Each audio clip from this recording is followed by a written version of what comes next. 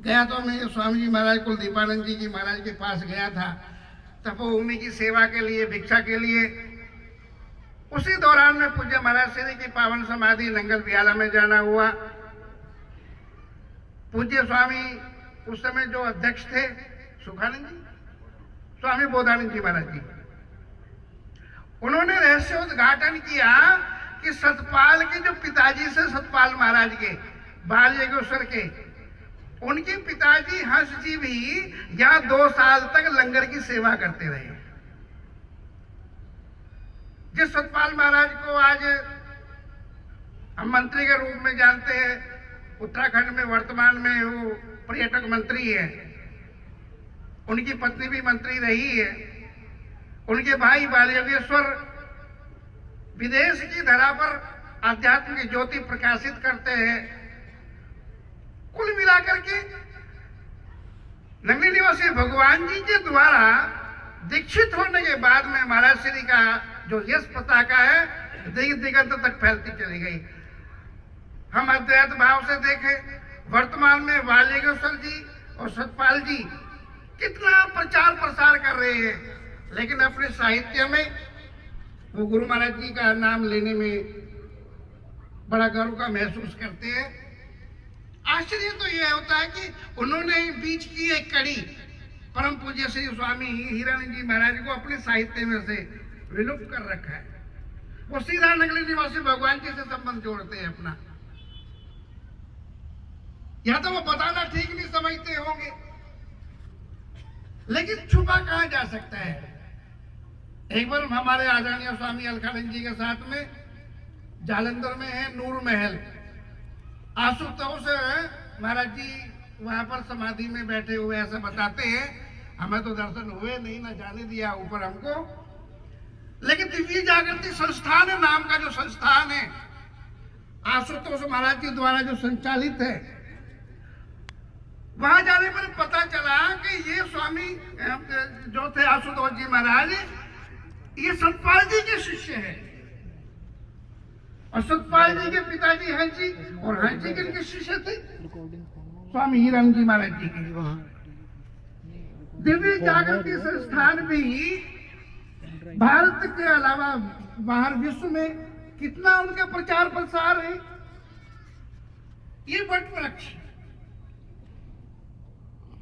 नगली निवासी भगवान जी ने जब इनको हीरा घोषित किया तो सचमुच वो हीरा ही थे। और ये एकमात्र ऐसी विभूति स्वामी महराकानंद जी महाराज, स्वामी हीरानंद जी महाराज, परम पूज्य हमारे गुरुदेव स्वामी अभेदानंद जी महाराज इत्यादि केवल 5 ऐसे महापुरुष थे जिन्होंने परमाराध्य देव परमहंस महाराज जी के दर्शन किए।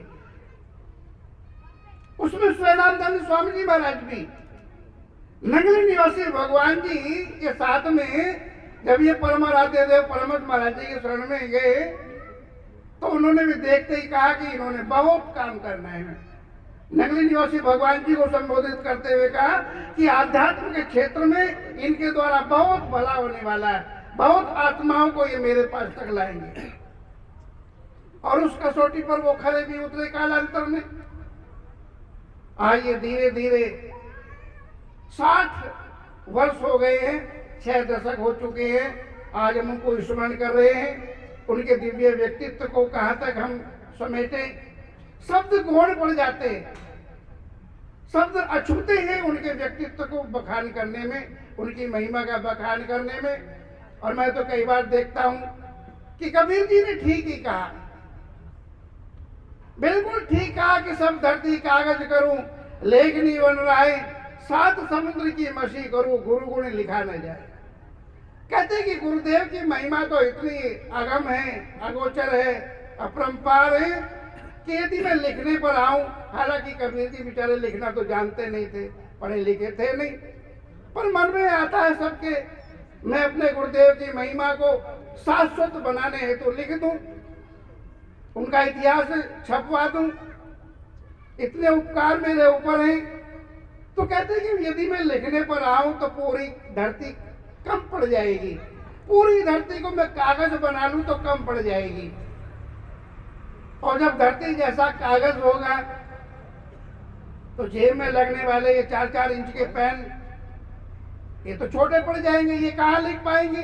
जब धरती जैसा कागज होगा तो वो कहते हैं कि सारी वृक्षावली को, सृष्टि पर जितने भी पेड़ पौधे हैं मैं उनकी कलम बना लेता हूं।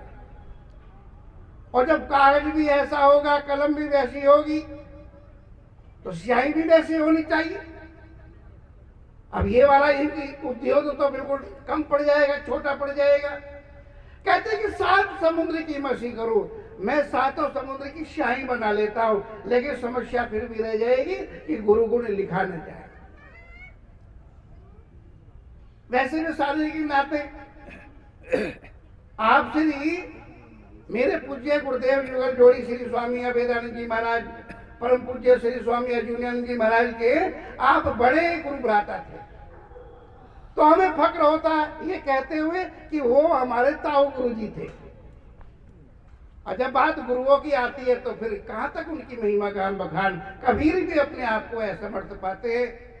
इसलिए आज के दिन हम कृतज्ञ हैं, आभारी हैं, ऋणी हैं कि इस समय पर यदि आध्यात्म के क्षेत्र में वो प्रवेश ना करते, वो हीरा स्वरूप जो ग्रंथ है, आध्यात्म के कितने रहस्यों को उन्होंने खोला, जिन पहलुओं को छूने से हमारे कतिपय महापुरुष डरते रहे हैं कि ये जनमानस तक ना पहुंचे ये विज्ञान, ये आत्मज्ञान, ये आध्यात्म विद्या।